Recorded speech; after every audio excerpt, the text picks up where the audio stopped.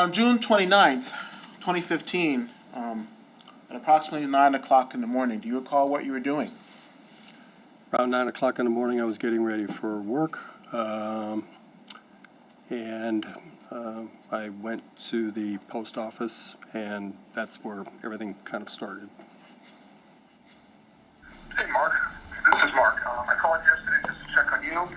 Now I'm calling you today to see if you can check on Teresa. Had he ever called you and asked you to go check on Dr. Sievers before? No, never. I know it's early, 9:30 in the morning, and you're probably at work, and that's okay. Teresa's not at work yet, and the office is calling and texting, and we can't get through to Teresa. So I just thought maybe if you were not at work, you could possibly swing by the house. Well, I went to the front door, and I pounded on the front door, and there was no answer. Then I went to the garage door. As I went through the laundry room on the kitchen floor, there was a hammer. And what else did you see? As I was first going in, I saw blood on the floor to the left. And as I stepped in further, then I saw my friend Teresa on the floor. There was a lot of blood on the floor in the kitchen, a big puddle around her body, and she had this massive head wound in the back of her head, and she was cold and lifeless.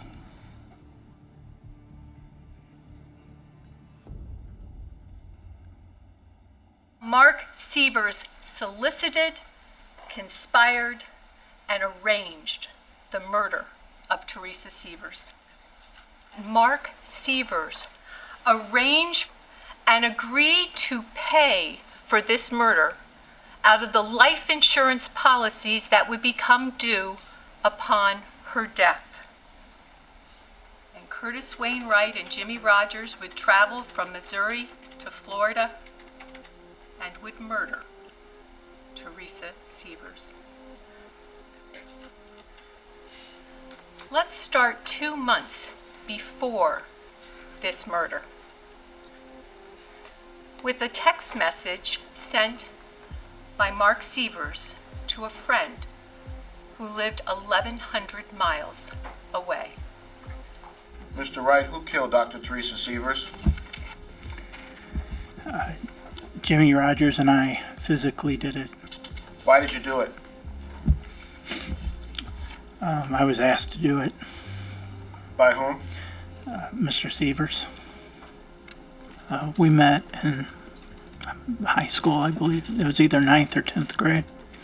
And we've maintained a friendship over the years. Let's talk about your wedding. Who did you marry? Angela. And the wedding was on, you said, May 2nd Yes. of 2015? Yes. Did you invite Mr. Sievers to participate in that wedding? Yes, I did.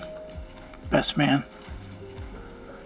Did Mr. Sievers bring Dr. Sievers with him? No. Did he bring his daughters? No. Came by himself? Yes. The night before he came to Missouri, he sent me a text message telling me that he had something personal that he needed to talk to me about. It didn't say what it was. He said that he'd hoped that we'd have some time to be able to talk privately. Our wedding was at noon. We got everybody together the day before. Was Jimmy Rogers a guest at the wedding festivities that weekend? Yes. What was your relationship with Mr. Rogers? As friends. Was your friendship with Mr. Rogers the same kind of friendship that you had with Mr. Sievers? No. Did Mr. Rogers and Mr. Sievers become friends that night? I wouldn't think that that would be called a friendship. At some point during the day, that afternoon, he asked me if we could go somewhere and talk privately. So we went back to my bedroom, closed the door where that could happen.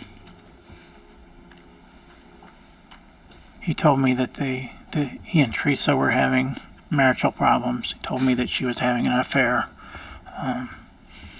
and that they were having financial problems as well.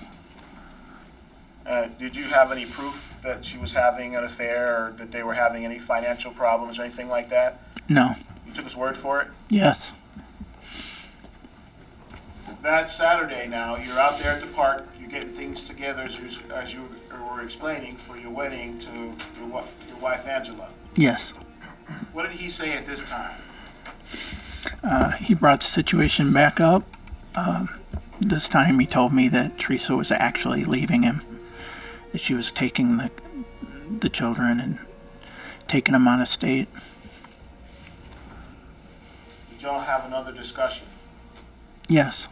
He brought it up again, told me, that she was leaving him, that he couldn't let her take the kids away from him.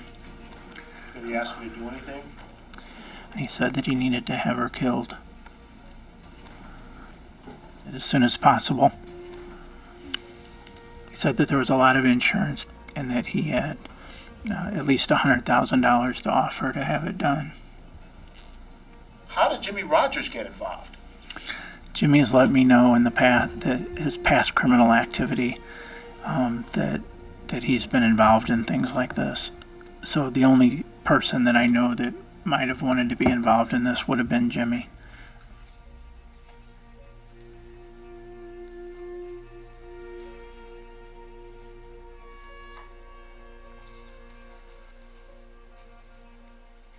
The first piece placed in the puzzle was a Cellbrite download of Mark Sievers' personal cell phone.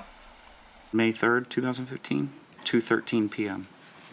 To Wayne Wright, do not want to really use, in quotes, secure texts, end quotes, as I believe nothing is really secure once it's out there.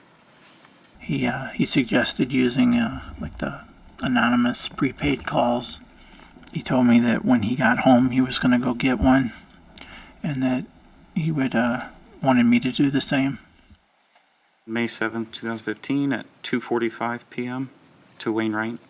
Since neither one of us are likely to carry both with us, whenever you want to use the other one, just text me, in quotes, other. When I can, I will call. We would use the word other in a text between our regular phones. So that was the code to tell us to, turn on the phone and be waiting for a call. May 17th, 2015 at 7:11 p.m. to Wayne Wright. Hello, brother from an, in quotes, other mother. He purchases airline tickets for he, Teresa Sievers, and their 2 daughters to travel to Connecticut to celebrate Teresa Sievers' mother's birthday. Tickets that have Teresa Sievers flying home alone on June 28th. We got together as a family. My mother loved being with all of her children, and we went to New Windsor, New York. We rented a house on a lake. Did the Sievers family leave and come back to Fort Myers on Sunday the 28th, or did they do something else? Teresa was headed back to Fort Myers, and Mark was going to come to Connecticut with the girls. He told me that that's when he wanted it done. When did you leave Missouri to come to Florida? We left Saturday morning, Mr. Rogers and I. Did he bring anything with him to Florida? Yes. What did he bring? He brought 2 these like one-piece coveralls. They were something he used at work. What's the purpose of bringing coveralls to Florida in June? Not to leave evidence. But we got back there about 10:30. Mark's idea was that if it was going to happen at the house, that that he thought that making it look like she came home and interrupted a burglary in progress. Where were you when she got home? I was in the middle of the garage. Mark has a motorcycle, so I was admiring his motorcycle when the garage door started to open. Seems like there was a pile of boxes or something maybe right there with the motorcycle. I dove down behind those so that the lights wouldn't hit me. I was kind of trapped. I couldn't really go anywhere at that point. And when she entered the house, what did you do? I panicked. If she stopped when she opened the door and sat her purse down and turned around to grab her bag, her luggage, she had been looking right at me. I jumped up and I followed her into the house. There was a hammer, among other things, laying on. There's a little freezer, chest freezer, sitting right to the right side of the door going into the house. At that point that I caught up to her, she was right at the countertop. There's a dog dish in that little hallway. I've kicked it, tripped over it, I'm not sure the right term, but I've hit that thing with my foot. The dog dish went flying, water went everywhere. She jumped and started to turn towards me. And when she started to turn towards you, what did you do? I hit her. I hit her with the hammer. What did she do when you hit her in the head?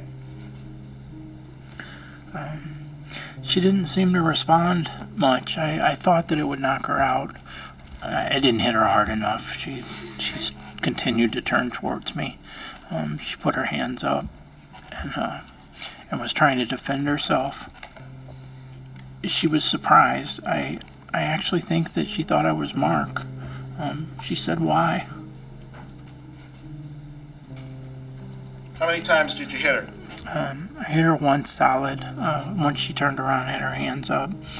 I know I swung 2 more times. I know that I hit her 2 more times. Right after the third time I swung, Jimmy came from my right side and just started blasting her over and over and over. So she ended up going down onto the floor. And after she was on the floor face down, he continued to hit her. And when did he stop? Well, when he kept hitting her on the floor, I asked him a couple of times, I said, "Jimmy, stop, I said, enough." And, but he wouldn't stop, so I actually went over there and put my hand on his shoulder and just like, stop. Made it impossible to look like anything other than what it was. Even a walked-in robbery wouldn't be that brutal. Without Mr. Wright, there is no case. Do you trust Curtis Wainwright?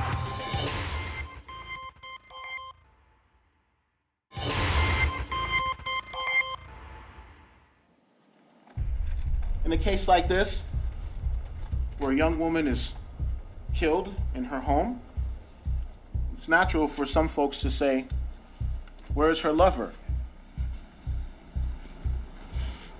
Were you able to make contact with Mark Sievers? Yes, we did. It was via telephone because he was out of state.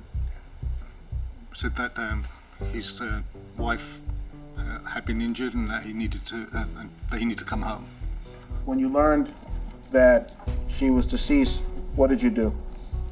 I hopped on a plane the next day to come here.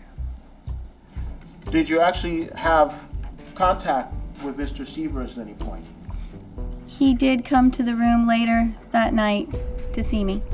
We hugged immediately. He sounded like he was crying and his body was quaking like he was crying, but when we looked at each other, I was searching his face and there were no tears.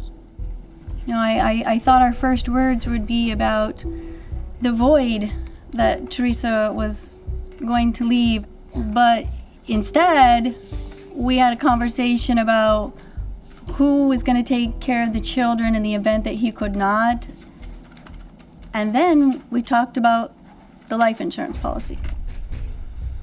Detective Levitt advances a theory that Mark Sievers masterminded the murder with the intent to collect life insurance policy.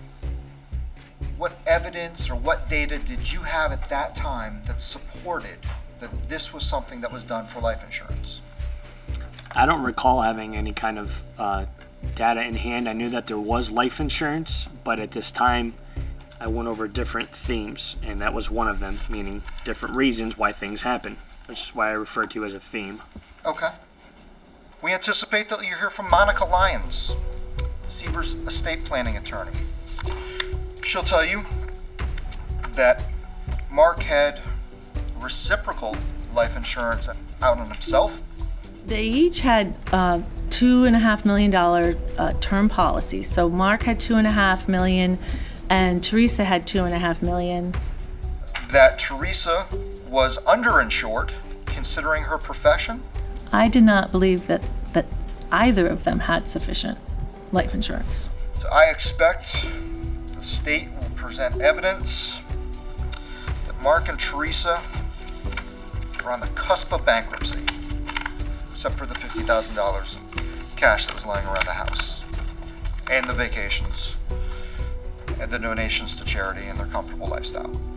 Let's address Dr. Sievers Yes. specifically. Were you familiar with her practice by that time? Yes. And given that you do practice in business and business planning, had you formulated a belief that that practice was growing? I did for several reasons. Well, first of all, Teresa was one of the most dynamic people I had ever met in my entire life, working and knowing entrepreneurs. We do preventative care on our car, on our house, even our finances. Why aren't we doing this kind of medicine for our body? It was like watching Oprah when she was doing her first television broadcast, just knowing that this person is going to be known everywhere. I just felt that she personally was going to be very successful beyond just being a doctor known in Naples or the South Florida area. Getting you healthy is my passion. Being healthy is your choice. It is our position that Teresa Sievers was worth more alive than dead. On October 15th, 2015, Curtis Wayne is booked to the Lee County, Florida jail. On January 6th, 2016, Curtis gives an initial videoed proffer. And on that video, Curtis says to Detective Levitt, Detective Downs, and both of his lawyers that he was not even present in the home when the murder occurred. The detectives say, "We don't believe you." What evidence did you have to support that Mr. Wright did or did not actually go in the house at that time? There was no direct piece of physical evidence that stood out in my mind that clearly articulated who went inside. Okay. But then he says, yes, I was in the house, but I was in a different room. Lee County Sheriff's Office said that is not good enough. So on attempt number 3, Curtis says, I struck Teresa 3 times in the head with a hammer. But Jimmy did the rest. Having now had 4 months to prepare, Curtis gives the narrative that you're very likely to hear today. And that narrative conforms to Detective Levitt's theories going back to July 12th, 2015.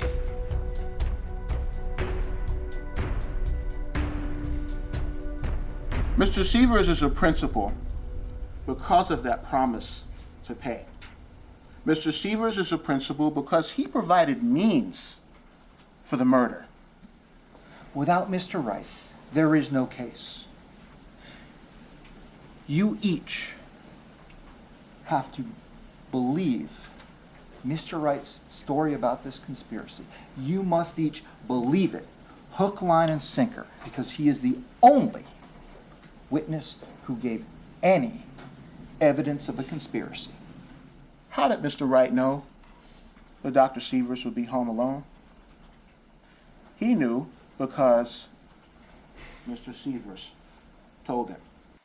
You heard Curtis agree with every beat of the state's narrative that was constructed on July 12th, 2015. Why would Mr. Wright act on his own with Jimmy Rogers to do this? The one question you all have to ask yourselves: do you trust Curtis Wainwright? State of Florida versus Mark D. Sievers, case number 15 CF 673B. Verdict: we, the jury, find as follows as to the defendant in this case. Count 1, first-degree murder. The defendant is guilty of first-degree murder. Conspiracy. The defendant is guilty of conspiracy. So say we all, December 4th, 2019, by the foreperson.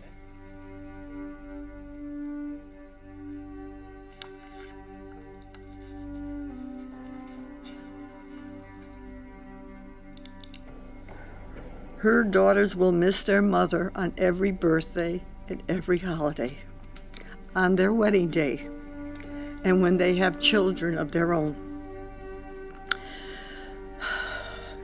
They will spend the rest of their lives hoping to hold on to the memories of the mother they once knew, and trying to forget the nightmare she endured the last days, moments of her life. And what of me? I have lost my dear Teresa, my precious girl who I loved beyond measure.